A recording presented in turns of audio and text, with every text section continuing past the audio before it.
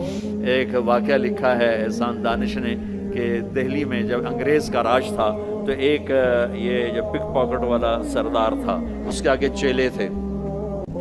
تو اس کا ایک چیلا ایک شاگرد صرف 2 روپے لے کر آیا شام کو، تو اس نے اس کو پٹائی کی کہ صرف 2 روپے۔ اس نے کہا استاد آج بہت موٹا مال کمایا تھا، آج ایک انگریز کی جیب کاٹی تھی، میں بڑے پیسے تھے، لیکن جب میں 4 قدم چلا تو مجھے خیال آیا کہ قیامت کے دن اگر عیسیٰ علیہ السلام نے میرے نبی کو گلہ دے دیا کہ آپ کے امتی نے میرے امتی کی جیب کاٹی تھی، تو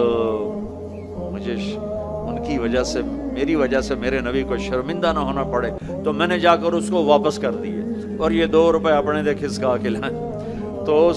وہ اس کا استاد بھی رونے لگا کہ بیٹا یہ 10 روپے تیرا آج کا انعام ہے، تو نے کمال کر دیا۔ تو میرے عزیزو، ایسا کام نہ کرو جس سے تمہارے نبی کو شرمندہ ہو۔